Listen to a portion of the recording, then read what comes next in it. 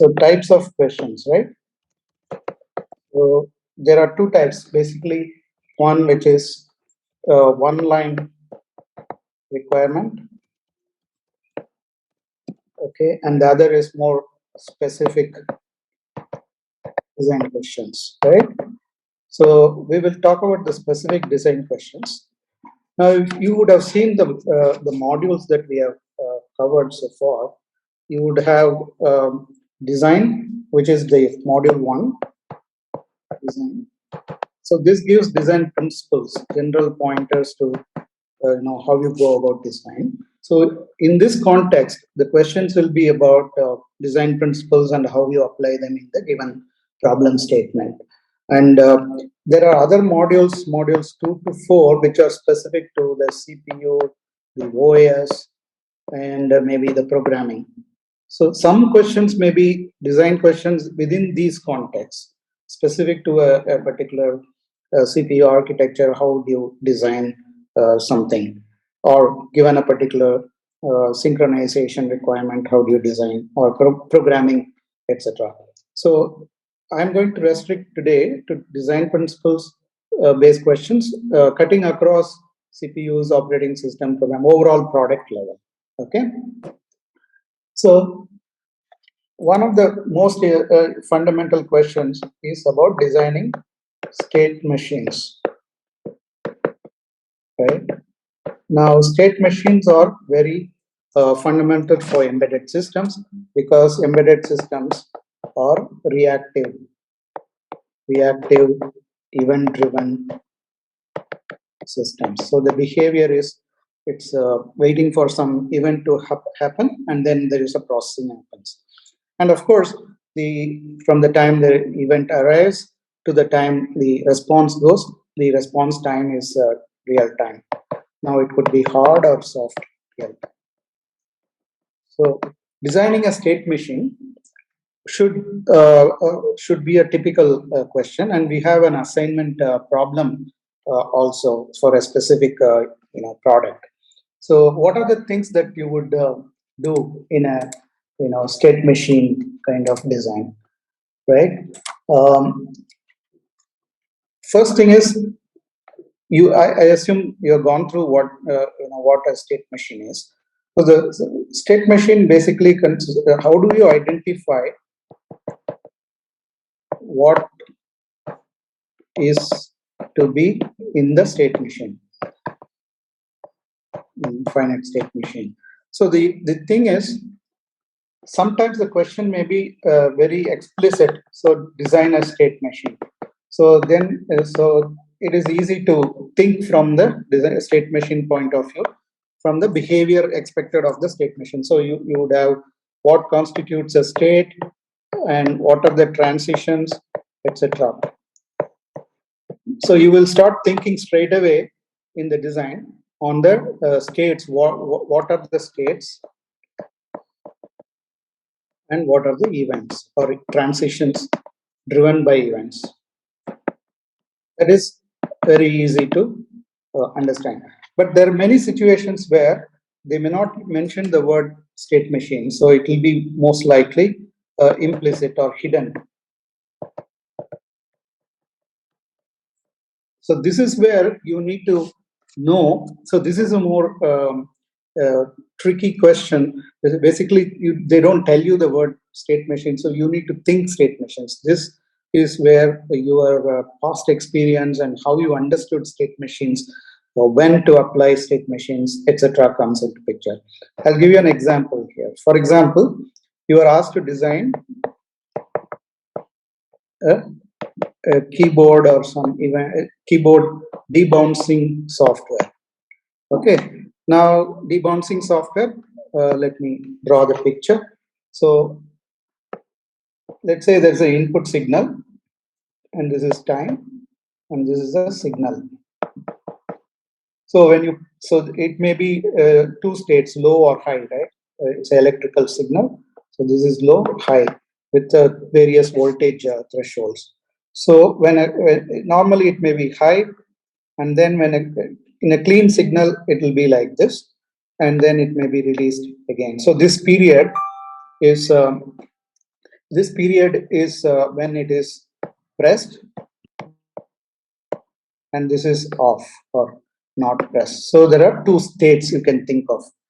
But normally there may be noise in that signal. So instead of this voltage, it may actually go like this. So this is a bouncing circuit. This is actually still noisy, but not very bouncy.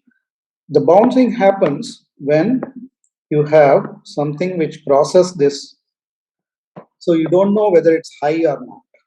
So your job is to make it look as this after your software is cleaning this signal. How do you design that? Now, in this kind of situation, basically, you know what typically from a coding perspective, you will start a timer when first pressed. Of course, you can also do polling. When you press, when you get the first high to low transition interrupt, it may be interrupt driven or polled. So when first press means the signal went low. From that point, you will start a timer and then sample the voltage or value from the ADC, and you will compare. So you would have the past value. So first value, next value. Now, if it is held for this long, so let's say this is low, this is low, then you determine that you just output the low. But if this is high, if this becomes high, what do you do? So if this duration, the timer, the time delta is sufficiently long and which is tunable, basically, for manual operations, it may be in milliseconds, then you would be able to get this signal. Now, inherently, you are using a variable which holds the past value and you are getting a new value. So your output is basically dependent on, so the output is dependent on past value, which means you can say history or memory. So for the same event, so the basic fundamental principle of a state machine is, given an event, the response is not a pure function of the input, but it is a function of the past state and the event. So this is the output function. So basically, if you can think of any situation where this logic is applicable, then you can think of a state machine. So if you see this kind of pattern, then it is a state machine. So if you have to think of, for example, a decision table with all the input 1, input 2, input 3 values, and then the output. So this is a truth table, or whatever. If this is 0, 0, 0, 0, etc., you can think of a truth table. But if one of the inputs is the past state, then it becomes a state machine. So that is one pattern that you need to keep in mind. The second thing is, of course, the state itself has to be updated. So let's say state update function. So for the given event, it gives a new state S dash. So state machine consists of an output function where the output is a function of the input event as well as the current state, and an update function, which is basically an update function which decides whether the state has to be changed to a new state or it should remain in this. So this is basically from a, if you can think of any logic that requires these two, then this implies statement. This is saying state machine. So in the explicit statement, you don't have to think about it. You just jump into what are the, what are the basic states, how do you identify states. So the first step in implicit problem statement is to detect if there is a state machine logic required. So we have an assignment problem on Friday or Thursday evening, where we will go through a finite state machine explicitly given problem, as well as the problem statement, you can word it to be implicit. So basically there may be multiple state machines. So in explicit state machines, what are the things that you will take care? One, you will say what are the states, what and how many states. How do you determine something is a state or not? What constitutes a state? Basically, it is about the context. So it is usually a global variable when you code it. It could be something that persists across, let's say, a function invocation or a thread, etc. So it has to be a global variable. But of course, you could encapsulate them into private context. That's an advanced, I think. So basically, think of context. So this basically, the context is the past history. The important thing is so in a state machine which has multiple states, and it may have these outside transitions and in transitions. So let's say S2, SK, Sn. Now, if you are currently in this, so there is a current state, and then there is an event, one or more events that come that takes you to other states, or it may remain in the same state. So this current state is what matters. If we saw that truth table that earlier we used, it is not all these states. So basically, you are not bothered about how you reach this state, how long you have been in this state. Those two things are irrelevant. What you need to know is, you are in this current state, what should be done when an event occurs? Should I stay in the same state or should I change state? What is the output that I need to produce in this state? So this is called a memoryless property. So what it means is that when you design a state machine, the most important thing is capture the context, what is relevant, only required for the for handling events. You don't try to keep all the past history in the implementation. So important thing is, so identifying what constitutes a state. You need to pay attention to this. What is essential information that discriminates? So basically, a state is where it discriminates actions for each input event. So you cannot have duplicate states. You cannot have states which are ambiguous. You cannot have states or transitions which are non-deterministic, meaning probabilistic. So these are things that you need to take care in designing your states. So once you identify states, the events are all very straightforward. All you do is you design the state transition matrix. So in designing state machines, so when you are answering this question, first you have to answer. So what is the behavior that you are capturing? Behavior of the system. You express it in terms of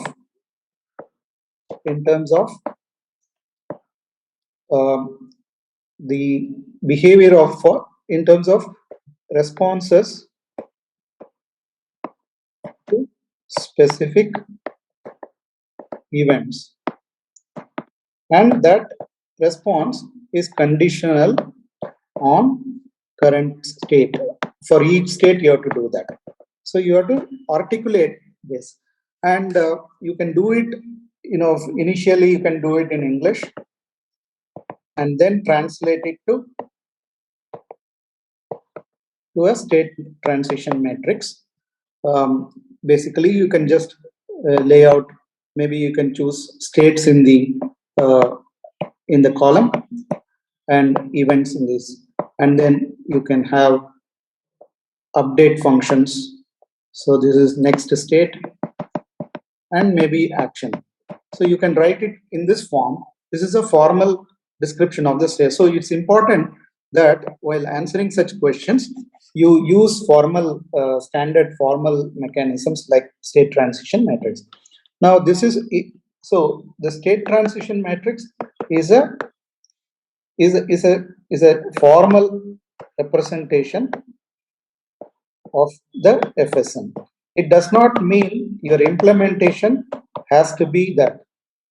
You have the freedom to choose the implementation. So this is what an interviewer will look for. So sometimes we fall into the trap that you directly implement the state transition matrix. I'm sure Walid would have covered various ways of implementing.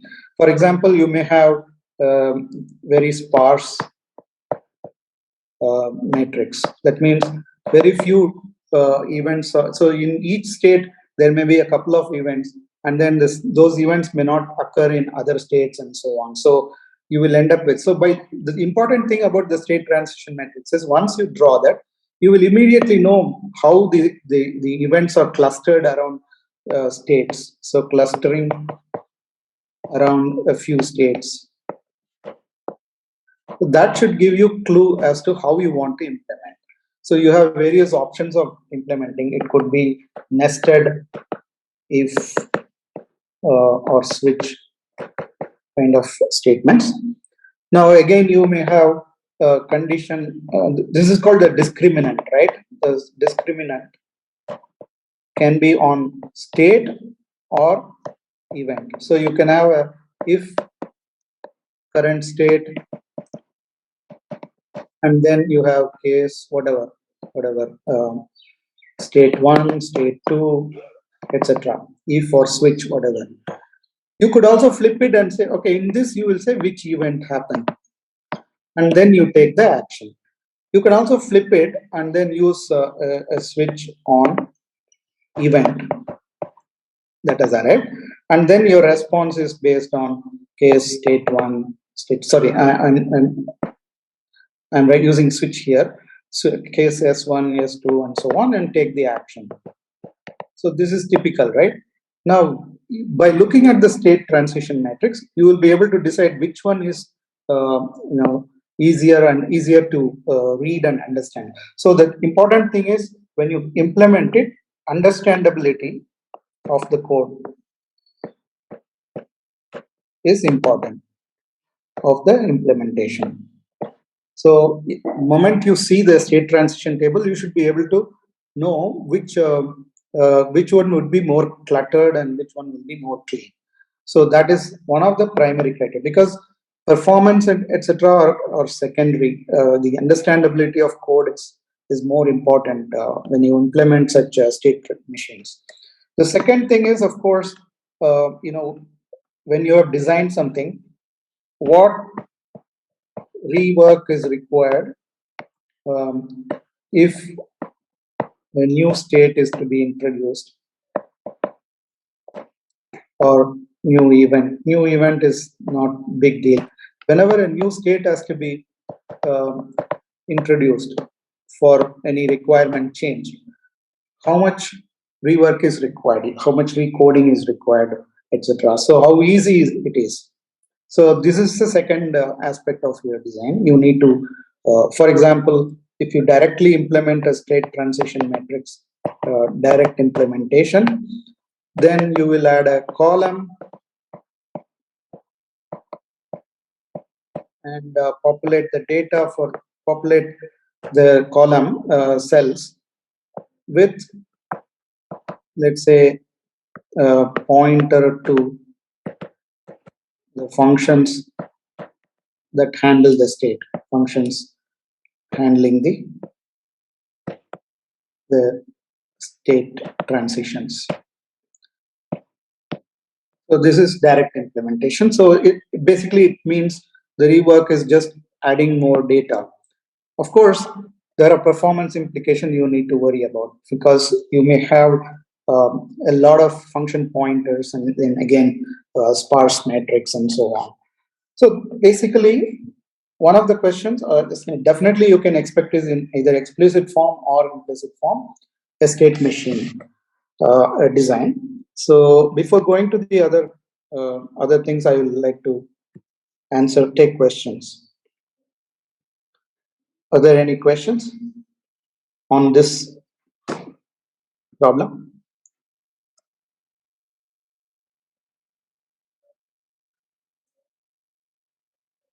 Hello?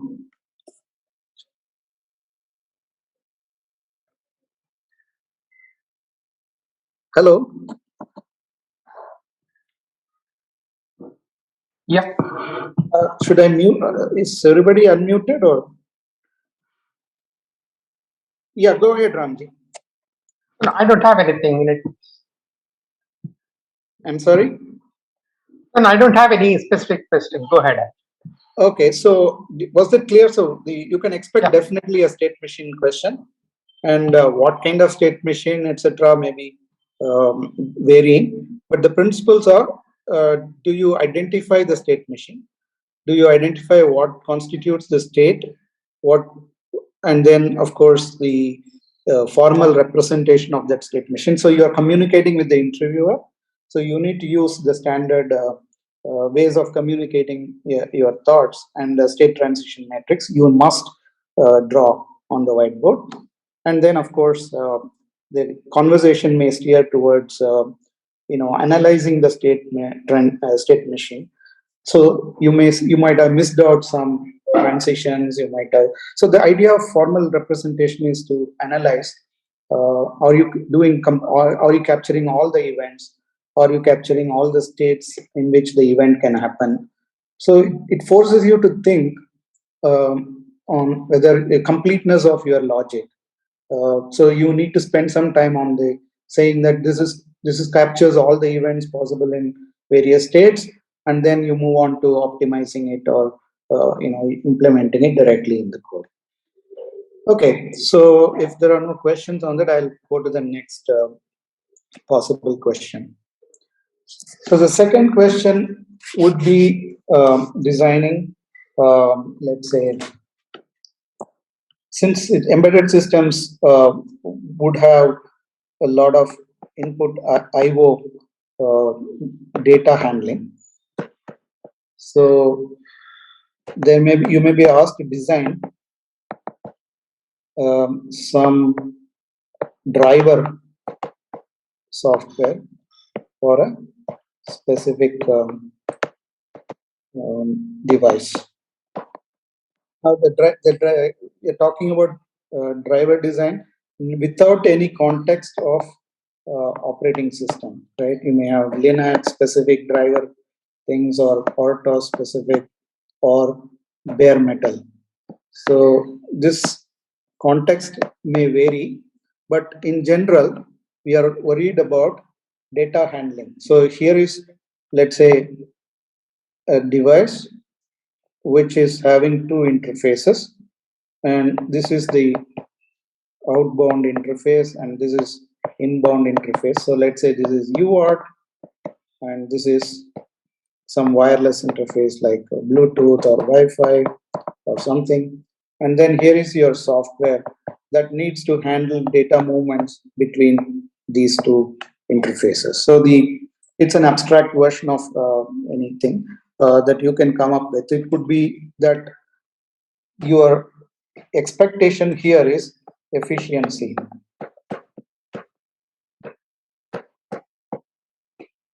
Now, if that is same thing, so efficiency basically means how much data touching happens. So you minimize that. What do you minimize? Data touching, data copying. So as your software is taking the data from the interface one, and it may manipulate it and then again push it to another interface. there may be several copying of data that happens. So how do you minimize these two? This is what will be the expectation on such questions, right? On efficiency. So then you need to think about what you have to define what are the data touching operations. For data touching operations, for example, if you have to compute CRC or you have to do a decryption,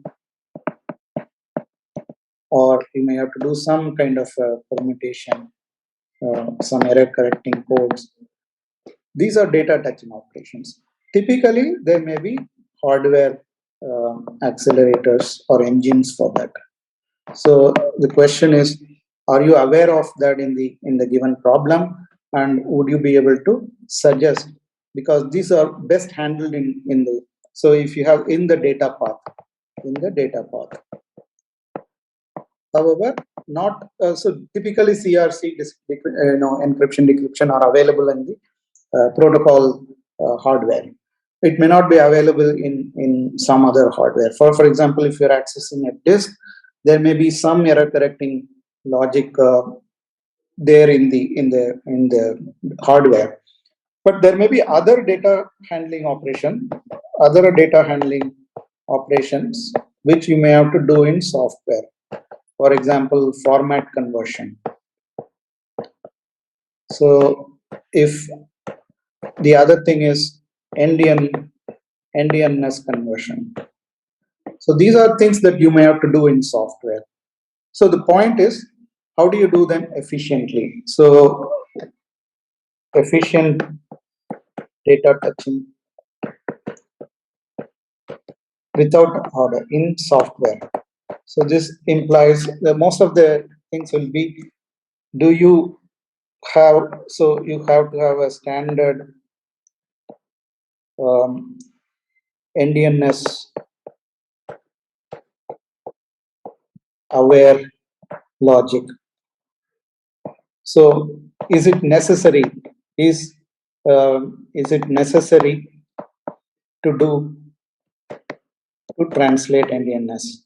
So you may want to avoid that. If it is necessary, how do you do it efficiently? How do you do it efficiently? I think in the programming module, there may be examples of how to code that.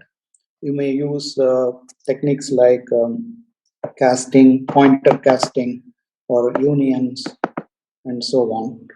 Let's not get into that in the design. The other thing is data copying. This is where you should focus on data copying avoidance or minimization. This is where you need to demonstrate or ask about the hardware. What does the hardware support? So is there a FIFO in the hardware, so which can buffer some amount of data? Then you can move, is there a DMA path from one interface 1 to interface 2, and then can you, so your role of the software is just to set up this DMA path. It is not going to touch the data itself. The third, of course, would be, how do you handle interrupts? What are the interrupts for? It is for letting know that data is available, and then so interrupts plus FIFO. How do you use them effectively? So you program the FIFO for whatever watermark levels, and then it raises an interrupt. So you know that you are going to transfer a bunch of data. The other thing is the buffer allocation. So buffer allocation strategy. You may have multiple parts of the software inspecting the data. So do you allocate once, exactly once, and deallocate in software? So you don't keep on allocating and deallocating in each module. You have to share data across modules, so you don't have to copy. So these are the things that you will have to think about. Of course, sharing data comes with other synchronization related or mutual exclusion related things, but the idea is that allocate once, and so if you have these two interfaces, so this is interface 1, interface 2, and then many layers of software that processes it, you should be able to put this data in a single buffer, and then moment it is accessible to each of these modules, and then we will free it. So this is how you should think about this. So when it comes to efficiency of data, and of course, modularity requires that you will have to ensure these interfaces do not are properly encapsulated, so they are not actually violating this layering principle. But that's okay. Basically, from an embedded system perspective, you are sharing this data across modules, and so you will send pointers to this global memory that is allocated. Now, in allocation, you can also talk about pre-allocation and also just-in-time allocation. So pre-allocation means you have probably a fixed buffer. So you don't have to allocate, you just use it. Just-in-time will be more dynamic allocation. The idea of just-in-time allocation is that it conserves memory. A memory constraint is given, so you just allocate and you don't, whether or not there is a data, you are not holding up certain bytes of memory. Whereas in pre-allocation, you don't have the overhead of allocation and problems with memory not available at that time, what to do with the incoming data and so on.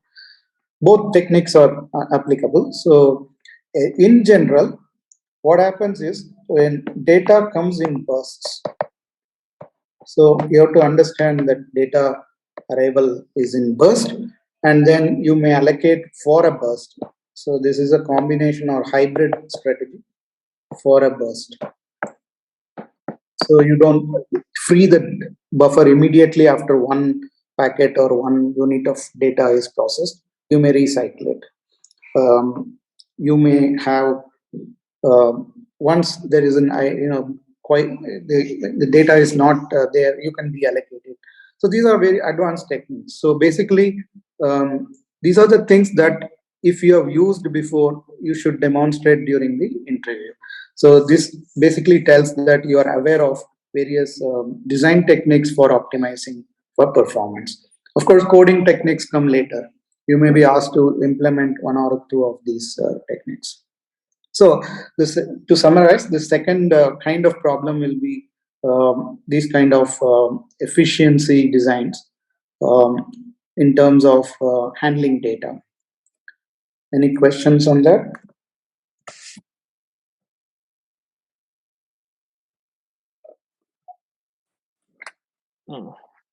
Hey, Raghu. Yeah. Go ahead, Subhash. Yeah. So yeah, this was good. There was under efficient data touching in software. You talked about data copying minimization, Yeah. and you also mentioned like hardware support, FIFO, and all. Like, so can you elaborate more on that? Like, how would that help with data copying minimization? Probably an example might also be helpful. Yeah, I can do that. However, there is an assignment problem on that, right? Maybe on Friday that can be talked in more detail. But since you asked now, let me. On that, just wanted to because I mean, some of us, like for example, me and many other folks I saw on the call, they have already finished all these modules, right? So we are just attending these sessions probably to get more out of it, more out of in the sense like probably to discuss more problems. So we Fair have enough. Yeah, we have I understand. gone through all the modules. You may not be attending on Friday on Thursday evening, right?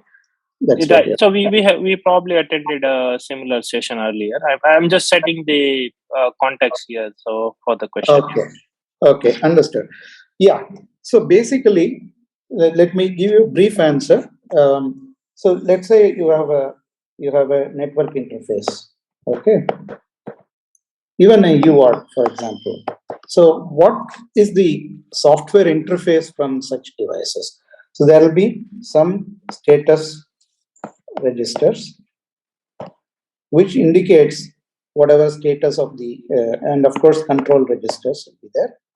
And then typically there may be FIFOs. So this is basically where actual data is, and these are the state of the interface. For example, if you take UART, you may have the control registers which program the parity, and so this control register will have some bits. So there may be parity, there may be whatever, transmit, receive, etc. And the status register will indicate, so there is TX ready status, maybe RX done, so TX done, RX ready, maybe error, and so on. So these are the flags, you can say. So when you write a driver, you are driven by the status register. So some of this will, of course, there will be an interrupt interface. Then when your whole software control flow starts with an interrupt, typically. The interrupt handler, the interrupt service routine, its job to know the source of the interrupt. Of course, if this interrupt line is dedicated to this interface, you know that it is a network interface interrupt. However, you may have multiple internal sources of interrupt, like is it a transmit completion, or it's a packet arrival, etc. Or there may be an error condition. What kind of interrupt source is it internally to this device? So you need to analyze the status register, the device status register. And then your action starts, right? Then only your data handling action starts. Now, when you don't have FIFOs, normally there will be a data register. So it is basically having, let's say, 1 unit of data. It could be a byte or whatever it is. 1 unit of data, single unit is available. So your data handling is to copy it out, this data. That is the essential data handling that your driver is doing. Then the network goes to the device goes to the repetition of similar things. So next byte is available, it will put it in the data register. Again, it may interrupt you and so on. So it's a very simple device which will have control register, status register, data register. The control register is for you to set the device into various modes of operation, and status register is for handling the transmission, receiving logic. So the trigger for that. And the data register is where the actual data of interest is there. So your job is to copy it out. So when a device has a bulk data arrival or burst arrival,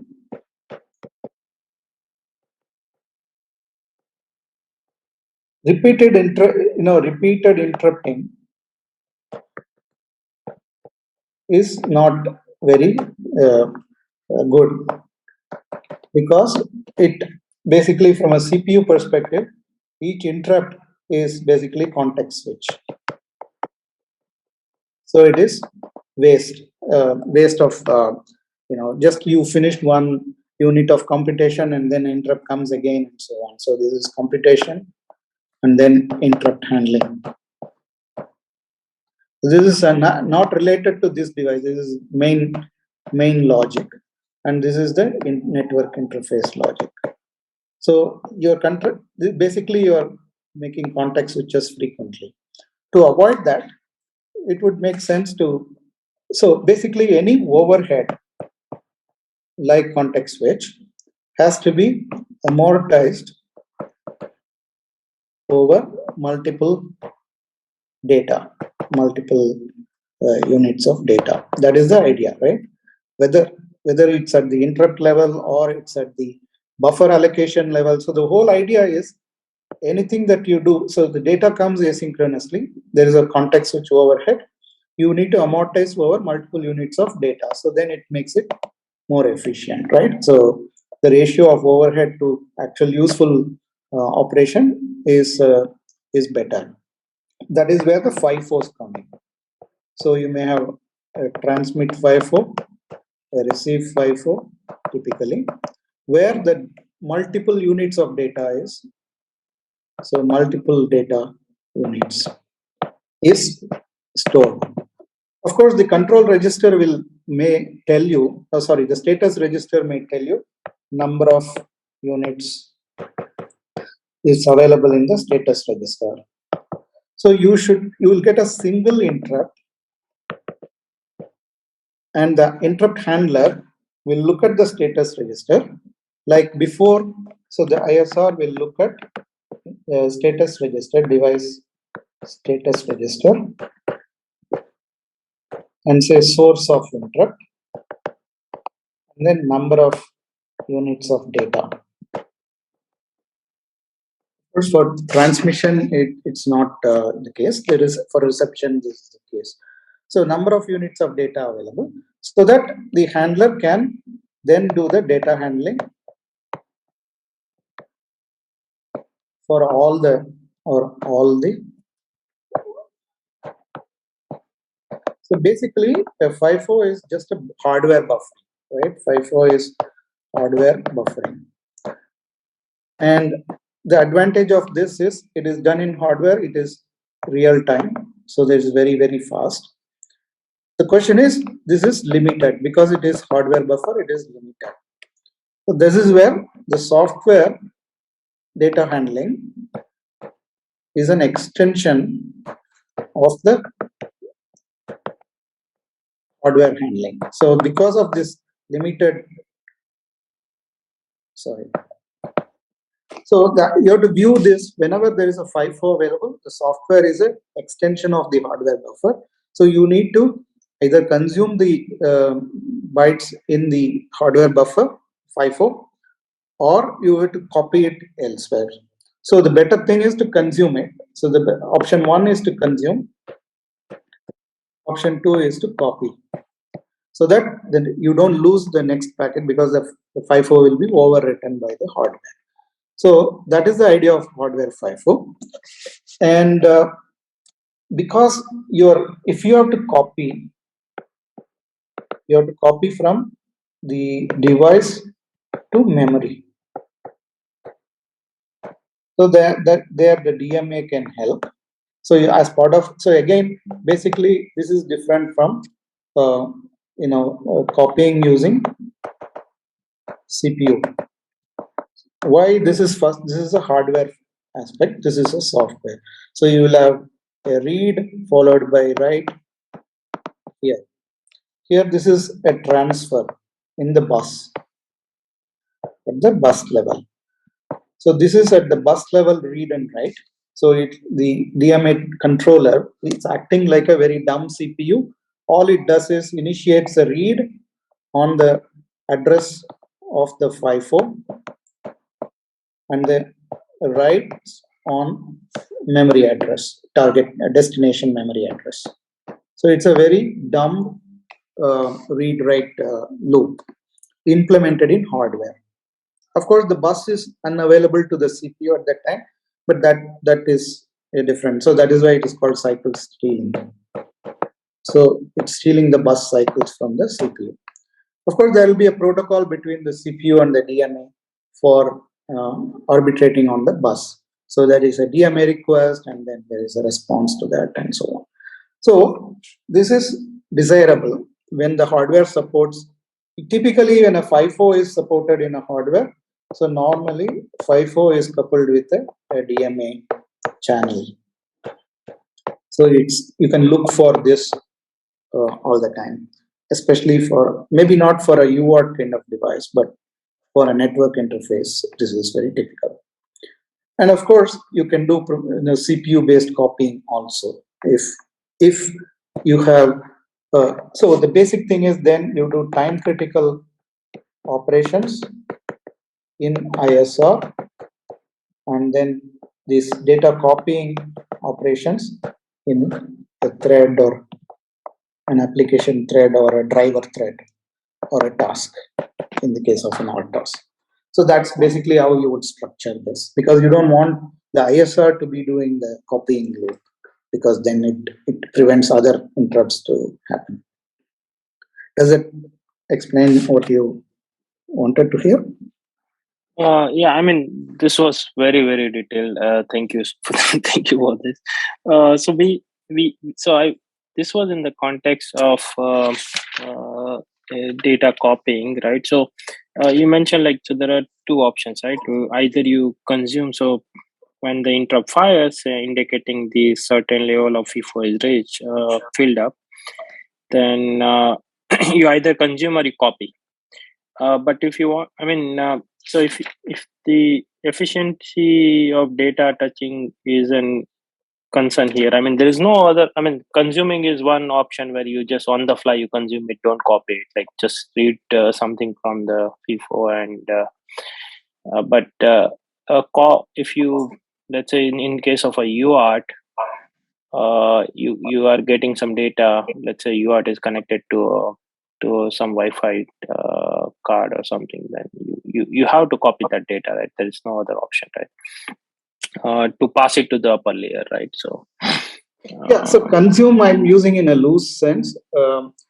Consume from the hardware perspective, even copying is a consume, right? So consume. Eventually, there is an application which has to, if it has to see the data, it is application which consumes it. Then there may be right. layers in between.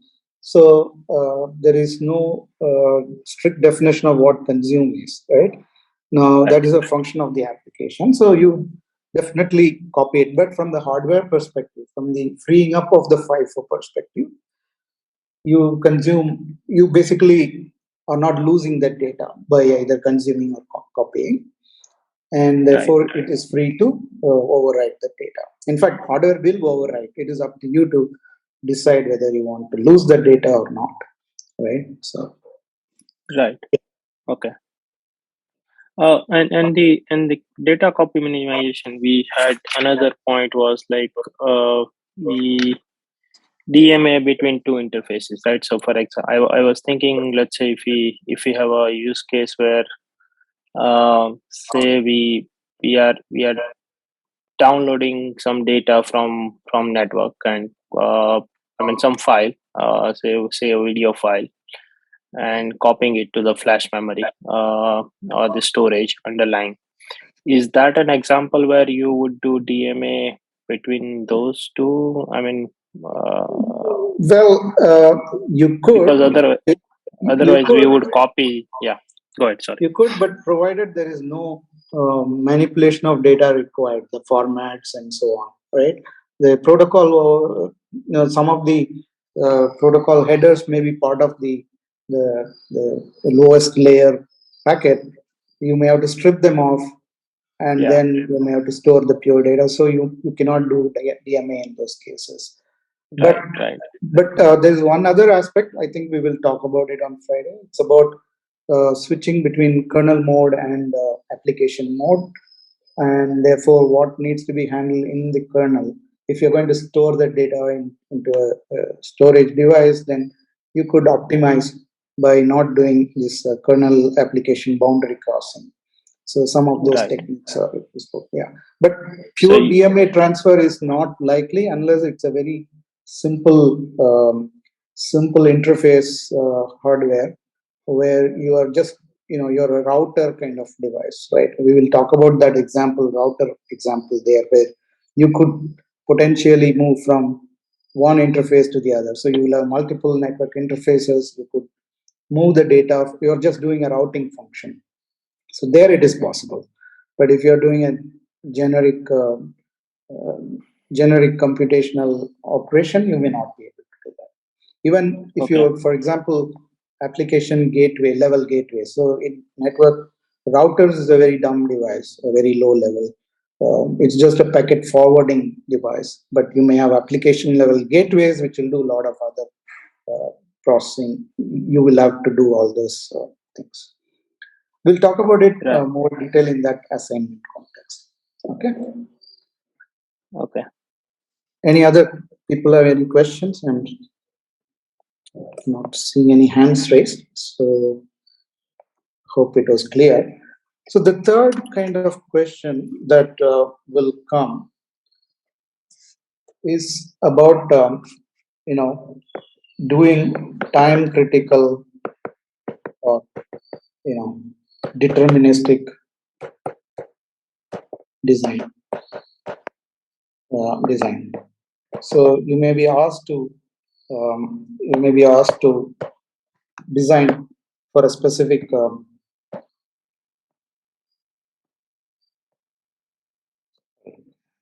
you may be asked to design something very time critical. So how do you think about that? Right? So meeting real time deadlines. So from a design perspective, you need to understand the nature of the deadlines. So you have soft and hard deadlines.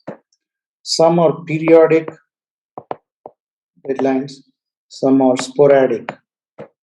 For example, some panic button was pressed and then you need to react to that fast. So that's hard real time, but it doesn't happen all the time. Whereas like video streams coming at a certain rate and you need to process it, it is a periodic process.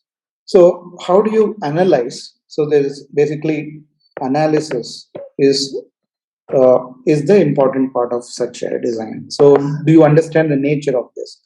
And then how analyze the nature of the deadlines. And that you need to articulate in the interview. So if somebody has given you a problem statement, let's say there is an Apple Pencil. It's an input device, and it senses various things, senses movement, maybe stress or pressure, maybe light, etc. It collects this sensor data and then it needs to transmit to the tablet or the device to which this is a peripheral. And this is probably done over a Bluetooth low energy connection. So this is a typical real-time system. Now the question is it a hard real-time or soft real-time? You need to articulate that. Within this, some things may be hard real-time, something may be soft. In this case, you can say nothing will fundamentally catastrophic will happen. So overall, the whole thing, it's just an input device. It may be slow to respond. For example, when you select something, especially annoying, jumpy cursor motion, movement, etc. So these are all annoying things. So if this behavior is designed or design baked, then this is a useless product. So its usefulness is reduced. So retarded utility. So then it is as good as a hard real-time system. So you need to address that. But from an implementation point of view, so which sensor data are very stringent? Okay, so is it the pressure may be continuous from the grip, but maybe a tap or some movement. If you're doing handwriting recognition, etc., you need to be you need to track. So you need to track the pencil movement very closely. So this part of the logic may be hard and this may be soft. So you need to be able to analyze within the product. So one can say at the overall product level, it is soft real time, nothing catastrophic will happen, as opposed to, let's say, a drive-by-wire car or something else. So there definitely those are hard real-time systems. Then a whole lot of things that happen there. But here you have to do with this analysis. What constitutes an annoying behavior you want to avoid in the design? And then within the functionality, you need to identify parts which are soft and which are hard. And then, of course, this. How do you design for this? So something you are, you are in a movement tracking mode. Maybe polling is better, and this maybe an interrupt is better. So how do you design for continuity, right? So polling is more optimal here. Of course, during polling, you are not going to do other things. So, but the main function of the pencil is to track the movement of the pencil. So this is part of the main logic as opposed to something you do as an IO only operation, right? So it is almost main. Of course, it needs to collect data, collect all sensor data and for transmission and schedule a transmission to the host via Bluetooth. So this operation, the Bluetooth transmission, cannot be done by the CPU. It has to be done by a coprocessor, which is a network interface processor. So how do you program this information for a packet to be exchanged? That part is also part of the functionality, but more time critical functionality. There again, you may be able to decide the latency, right? So how many bytes to gather, how many bytes of sensor data to group per BLE packet. So this is a design criteria. So this directly determines two things. One is the latency as seen by the host. So there are two things here. One is latency inside the device, inside the pencil, and then there is end-to-end latency as seen by the host device, right? Of course, end-to-end is basically you will have the, let's say, the tablet and the pencil. So the end-to-end latency adds everything. So the device latency, the Bluetooth latency, and then of course the corresponding latencies here. The tablet may be doing other things, and it may be low priority for it to handle this packet. So the end-to-end latency, you don't have control over this, but when you're designing a product for a particular use case, you need to understand, while you don't have control, there will be latencies, and how do you want to think about it. But this, you definitely have to articulate how you will handle device latency and the BLE scheduling logic. It also determines your power aware design. So we will talk about that later. But there is also, why are you grouping this? Because your radio cannot be on all the time, and therefore you want to send bursts of packet and within the tolerable latency, and then go into quiescence on the radio. So these are the things that you will think about. So when answering such questions, you are talking about first a list of all sources of what you call inputs or events, and then what latencies, what is the nature first, what is the nature, is it periodic, aperiodic or sporadic, and then you have to list out the latency, not latency, response time requirements for each of this, and then come to your design, right? So the design logic, these are the inputs or constraints to this. What do you have as a software developer? You will have, of course, are you developing the driver, or are you developing the application, or both? Assuming you're designing both, you would write the ISO, you will have to think about the thread or task, and you may have multiple tasks, one per, so you have at least the BLE related things in one task, and then the sensor related. So you may have sensor tasks, BLE tasks, and then some other computational algorithms in a main task. At least 3 tasks you can think of. So the question is, this is feeding data to this and this, right? So you need to talk about task priorities. How do you determine task priorities? Of course, before that, the interrupt priorities. Now, this may be partly done in hardware design. You need to know what the hardware is prioritizing, which line goes to which device, and then partly in the configuration of the PIC, the interrupt controller. So you need to talk about these things so you are aware of what priorities have to be assigned. For higher latency ones, you can have lower priority. So for periodic tasks, there is a very simple, um, simple task priority, which is called what you call rate monotonic algorithm. Monotonic. Basically, the higher period implies lower priority.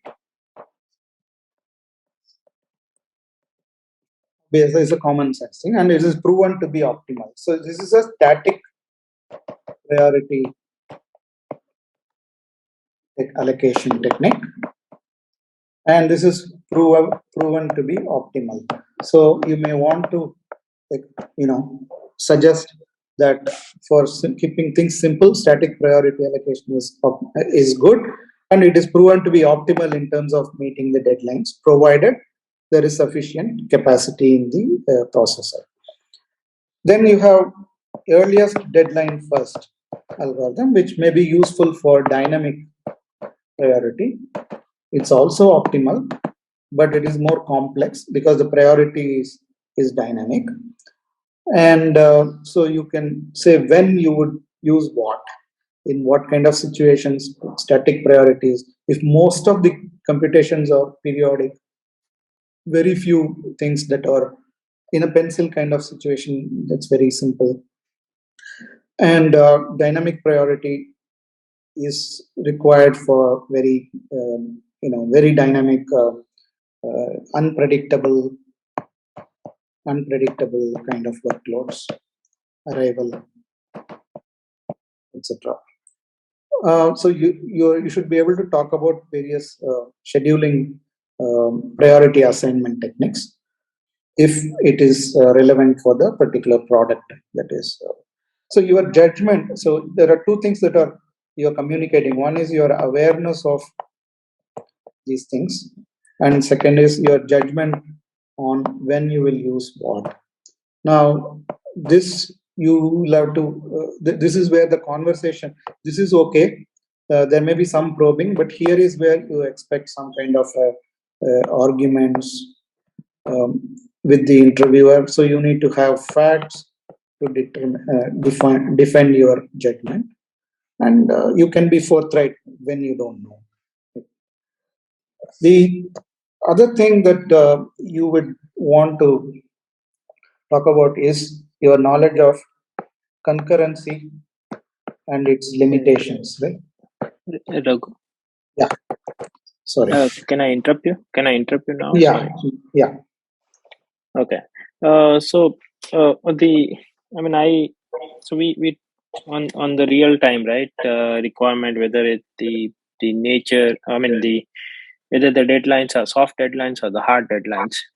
I always have trouble. I mean, defining that because it depends. Also, I mean, it had high. I mean, in very naive one is like hard real time is where there could be a catastrophic uh, consequences if you don't meet it. For example, an airbag controller, right? If that doesn't fire within certain deadline of detecting an impact, it will have an issue. But a digital key fail for about the key even if it takes time to open the door, that's fine. So it's kind of soft.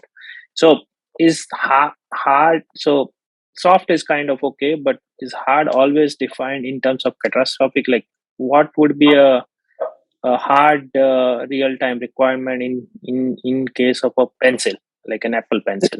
See, as I told you, there is a hierarchy there, right? At the product level, it may be a very soft real-time system. The pencil is not going to. When you look at it at the product level or the system level, of course, Right. certain mission critical system, it's easy to say everything in that is hard. Okay, even there you may have things which are soft. For example, logging and those kind of things are softer versions of Right. uh, deadlines. But in a even in a soft real time product, which is not mission critical, parts will be hard. So you need to accept that it's not a one size fits all. This whole thing is mission Right. critical system, therefore everything in that is hard real time. That is nonsense. There Makes sense. also you will have parts. Similarly, pencil, as I told you in the beginning, the annoying feature of the pencil make or break the product success. So it is a mission critical in that business sense. So you would not Right. want to treat it with the carelessness of a soft real-time system. So you need to respect what is the usability criteria. Even in augmented reality thing, there are a lot of timeliness. So otherwise, there is no real time in that. You can do it at your own leisure. So soft real time or real time is just is a mindset, but within each product, each design, you need to apply that. What is actually critical? What is the impact of missing that deadline? Do you have ways to recover? Will there be the data movement will be jumpy, but can you interpolate? Or if it has to be interpolated at the host or at the pencil itself. So, but designer of a pencil should assume it will give the best, smoothest data available, right? So you need to think about the implications of a particular sensor data being missed, sensor input being missed, and and so on. So it is very you have to analyze every level, every component level, whether what is the deadline, what is its nature, what is the consequence of missing the deadline, how do I strive to not miss the deadline. That is the important aspect. So it's a mindset, but I would say as a designer, you have to always think it is everything is hard real time and strive to meet the deadline, unless the constraint on the platform is so severe that you just don't have enough bandwidth, you don't have enough uh, you know clock frequency to run it, and therefore you need to actually do some compromise. So the first thing is treat everything as hard real time, but don't overdo it. So there may be ways out because you're talking about a consumer product with various constraints. It may be the budget constraints for the cost. It may be power constraints and so on. So there will be a compromise, and the more the constraints, the harder the real time requirements become because you have to Right. do things with lesser resources. So it's Yeah. in that sense, as an embedded developer, you have to treat everything as hard, unless as an engineer you have to optimize and you have to give priorities to within this within the functionality what takes precedence over the other. That is where the softness comes. Yeah. I mean, Okay. so yeah. So in case of Apple Pencil, right? I mean, if you think of as an user experience point of view, it's if too much choppiness of tracking the Apple Pencil movement would basically fail the product, right? So that's uh, kind of a hard requirement, hard real time requirement. But at the same time, if we just meet that deadline like 99% of the time, one fail 1% of time, it's fine Yeah. in a sense because it's going to give a good user experience. But so in that sense, it's still a soft real time. Yeah, so basically, requirements as a designer, you don't have, you have to take the requirements as given by the product management, right?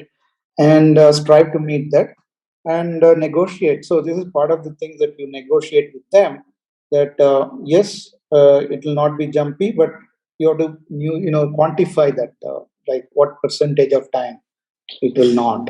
And then of course you have to prove that when you design the product, it is working within that non-functional requirement, right? Okay, Yeah. so moving on, Okay. other things that you may want to think about in real time is the what are the nature of concurrency and its limitations, right?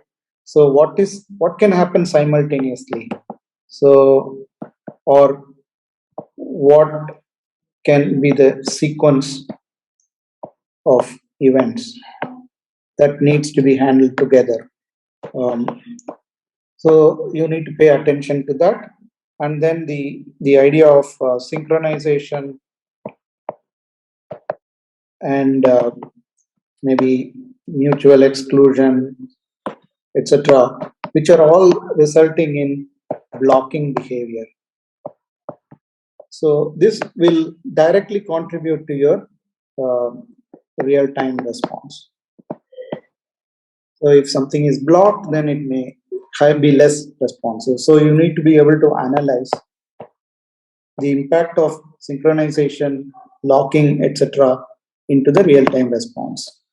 And as a general principle, in order to do that, you will do a deterministic analysis, deterministic worst case analysis, um, which means um, you will put some upper limit on how long it will be blocked and so on blocking. So you will have a timeout specified for each of the synchronization primitives, and therefore you take that it will time out if not, so it will not be blocked forever, and then do the analysis. So these are techniques that you will do in analyzing the impact of blocking behavior on the responsiveness, and try to avoid blocking behavior.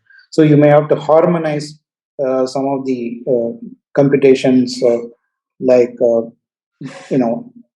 if two things are sharing a resource, how do you harmonize them so you don't have to lock them and so on. Okay, so that's basically about questions on real time, real time designing real time response and things like that. So the fact, to summarize, you will have to analyze the nature of the time constraints, and then you'll have the ability to articulate what comes with what priority, and what are the implications of missing occasionally some of those response times. And then of course assigning priorities for interrupts and tasks, and then analyzing that, and so basically proving that the feasibility of this scheduling meets the real-time requirements of all the components of the system. And then any behavior of blocking and all that has to be factored in the schedulability analysis.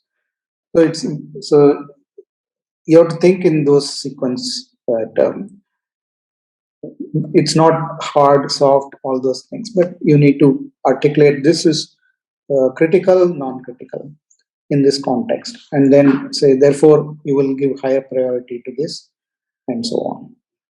Okay. Raghu? Yeah. Sorry. On the concurrency, you mentioned like deterministic worst case analysis. How would we do that? Like just the on the just running the system and collecting the data, or No, analysis is always on paper. okay, So you are, of course you will fine tune that, you will have to do a trace analysis later when you build the system, but when the system doesn't exist, it will be on paper. So what you will right? do, so you will have, let's say, task A, or A, thread B, and then and so on. So these are the things, with each will have its own not deadline, but response time. And then you will say what different permutations of execution. So you can do a Gantt chart, like, so this is priority A, priority B, and priority C. So you can say how these computations are interleaved task A, B, C, and then it may continue B and continue A and so on. So this is basically the execution sequence, right? And then this is when A completes its, so this is actual completion of A, and this is compare that with the deadline of A. So is it feasible or not? So if you do the lowest priority task, so you start with the highest priority task, prove that it will its actual completion time in this kind of interleaved execution, it will meet its deadline, and then go to the next priority task and systematically you do the analysis. And what this means is that synchronization, etc., with an upper bound on timer means it ensures that this task is not permanently or very prolonged way denying the CPU for a lower priority task. That's all it means. That means you are definite to say that this task will complete either successfully or not is a different question. In the sense, it is not able to acquire a resource, it will give up. So there is a timeout. So this is basically when you're sure by this time this task will complete in whatever sense, yielding CPU to the next lower priority task. That is how we use the timeouts. So it's a analysis on paper, but of course you can run the whole thing in real. Once you have built, one of the things you will do is schedulability analysis. You are looking at a monitor's output. It can give you a Gantt chart for a given particular scenario, and then say, okay, whether all of them completed in this period. So this only, I mean, this works well probably with the periodic task. How about this sporadic task, and they are like scheduled at random time? They are not random. They are also, you can actually, when you do analysis, one of the things that you will do is you will synthetically create a periodic task P with the period, which basically this is like a task which will handle all sporadic events. Okay, you can have more than one, but so the priority of this will be dependent on the most what do you call time constraint event here. So when this is also for analysis purposes, this is you're giving a period. So for example, the button is pressed, it may be having a period of very high. This very random event. But if something is happening like pseudo periodically, so basically you are converting sporadic events artificially into a periodic task, and then add it into the periodic rate monotonic analysis. This is a standard technique. So you may do, if no event happened, this task doesn't do anything. But if something happens, it runs at its period priority and then clears all the backlogged sporadic events. It's like polling in some sense. It gets ready to schedule at its priority, and there may be some events that are registered. It will clear them, and then it will go to sleep mode till the next period completes. So you can, for analysis purposes, you may analyze it this way, so that you are also, so this priority will determine what is the responsiveness, worst case responsiveness for these events. So from a rate monotonic analysis point of view, you group all the sporadic events, or at least into one or two groups at most, assign a priority based on the fastest event there, and then, or how frequently those events can happen, and then do the analysis. This is how you do it. So you take the fastest possible sporadic event, and then the synthetic task periodicity would be little lesser than that, and model that. Okay. Right. Yeah. But the other question was like, we did not talk about RTOS in this context. Should we? No, it doesn't it's matter. all It doesn't matter. right. What is it doesn't. RTOS is just an implementation of various concurrency mechanisms, right? Right. So Right. you don't have to talk about it. You can, one of the things when you design is it should be not making any hard assumptions about which RTOS or which, of course, if you are given that platform, you may want to answer it in the context of that platform. If it is a embedded Linux versus an RTOS, there may be a big difference, or there may be no RTOS. So, but typically when you design or analyze for time criticalness, you don't factor the RTOS. But in a real world, this is from an interview point of view. In a real world, you will be given a particular platform, and you need to do that in the context of. So certain design practices for embedded Linux may be very different from what you do with an RTOS.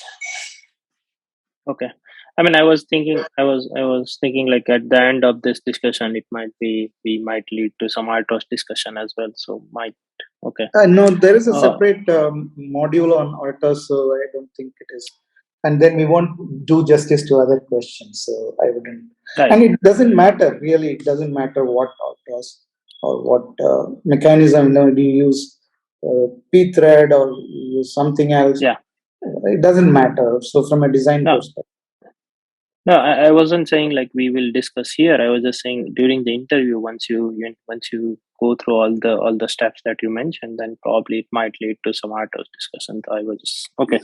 I don't know. I don't think so, because unless if your resume you have highlighted your work with a particular RTOS or something, or Okay.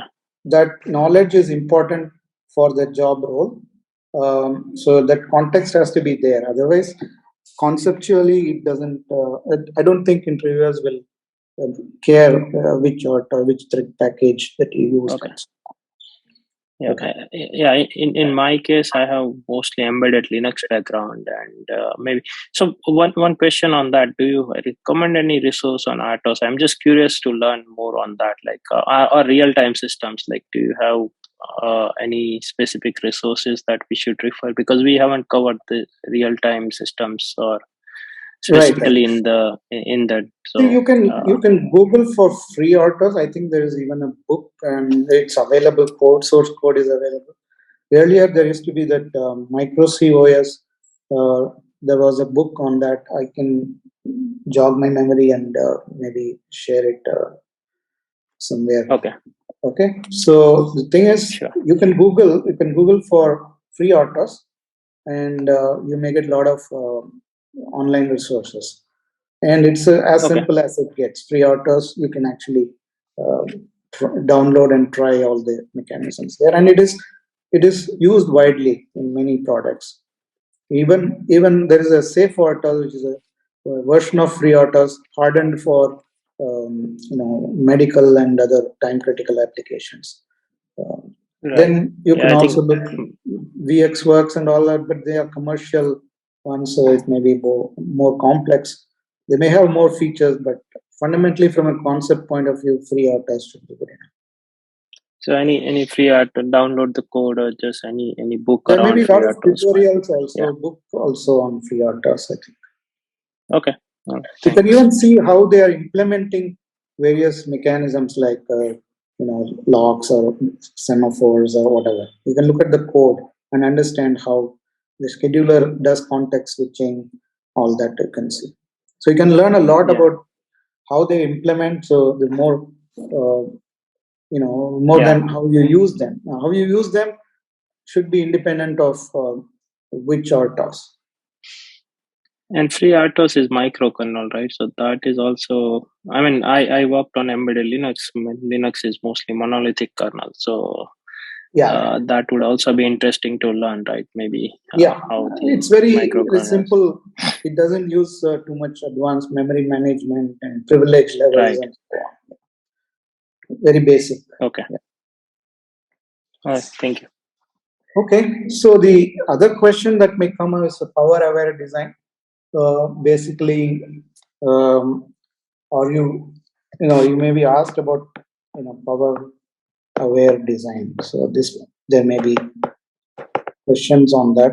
We have an assignment problem also in module 2, where we talk about designing a particular ambient display device for power aware.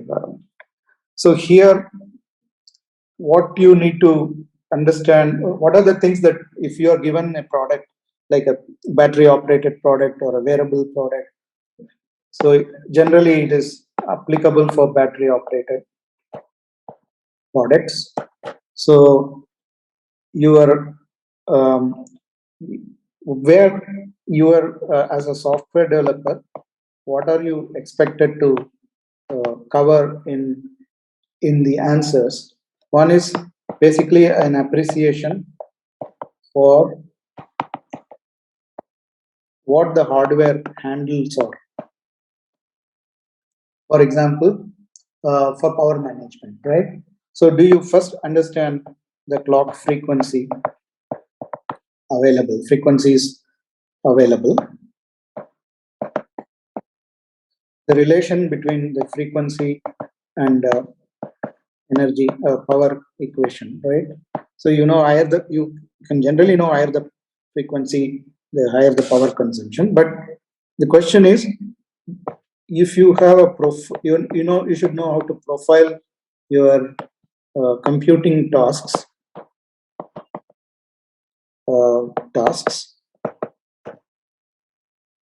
Okay, so profile from point of, okay, what is the optimal frequency required? For example, if you are doing graphics or some algorithm, computational algorithm, which is intensive, you may want to do it at a higher frequency and then do other things in a very low frequency. So basically, knowing that there are multiple frequencies of operation is one handle. Okay, and then there are of course power save modes or states of the CPU. This is also one of the things you will have to be aware. So you need to think about those things. And then so basically the duty cycles of your application, right? So this tells you, so a duty cycle is basically you do a computation once every so much time. Now you could say that the rest of the time you don't have anything to do, so there is a potential for potential sleep state. Of course, there may be other computations which are interlinked on that. So first you need to say my application is this. These are the duty cycles. For example, the pencil case. So the duty cycles can be basically it's just in rest mode. It's kept down. It is held, and you may be using it for pointing, or it may be held and you may be using it for active writing and so on. So each one will have its own profile from a duty cycle point of view. And then if you have other so you have to profile the computational operations, right? For example, are you doing memory accesses or mostly register? Memory means they may have more transistors which are actually flipping because of transfers. So this takes more power. So most of the data sheets will tell you about the number of cycles. So number of cycles for instructions. So that is all that as a software developer you can think of. Number of cycles into the clock frequency will give you basically an idea of how much you're actively using the processor, and that will translate to the power. So can you minimize the number of cycles, or can you minimize the clock frequency and do computation at a lower clock frequency if you have slack time? So those kind of things that you will want to profile. So basically, just like you profile for performance, you can profile for power, and there are tools for that. You could also instrument your code, your system to recognize various load on the current load on the system during development. So this is requires hardware assistance. So you should have ability to tap, or you could do it at the system level by just monitoring the battery current at the battery level, at the battery overall. But it won't give you insight into what causes that. So basically, if you just monitor the current and plot it for various active components of your system, you can say this is the power profile of the system. More sophisticated platforms may directly give you that information. So if you have used any of this, then we talk about the power save modes, right? So what are the power save modes and how to enter and exit them? Exit. So you have the wait for event or wait for interrupt kind of instructions in on, and basically there are, so basically what it does, what you can program it for deep sleep state, or shallow sleep. For lack of other word, I'm using this shallow sleep. This is obviously going to turn off power, the voltage also. So it is going to shut down some part of the circuit in the CPU. So you will have more gain, but then there are more overheads for wake up. So since you turn off power, you lose state. You lose state information. So you need to reinitialize the system. So you have to do a complete restart. And we are talking about the system. So you have CPU is just one part. There may be peripherals, which also may be powered off. In fact, they are powered off even when CPU is not powered off. Because if you're not using an interface, you may want to power it down, and so on. So basically, knowing the system state involves the CPU, of course, will have the registers to save, and then the device registers may be there. So you need to, when you're waking up, you need to restore the CPU states. So you may have a non-volatile RAM for storing. Some CPUs provide hardware assist for automatically saving these and restoring this. Otherwise, you have to spend cycles copying it. So if you're doing software copy or save and restore, then you need to budget for that. So how frequently you can do the deep sleep state, you need to budget that. It may not be there, so that will come into the responsiveness, right? So unless you restore the state, you cannot continue the computation, and therefore you may want to do it very carefully when the state information is minimal. So these are some things that you will be aware of. So there is a, in the CPU module, there is an example assignment problem there. So to summarize, basically, one more thing is you need to be knowing the hardware mechanisms for powering down these peripherals, even when the CPU is. Typically, you will have a GPIO line which controls so you gate the power to these. So this is the voltage. You will gate them through some transistors and things like that, and the transistors may be mapped to a GPIO line. So through software, you can turn off, turn on individual peripherals. So you, as a designer of embedded software, you need to know these techniques. So how do you use the GPIO to turn on, turn off, and you need to understand the specific hardware in which this gating is done. What are the do's and don'ts for that, etc. So this is basically one typical question, but this may be specific to battery operated devices.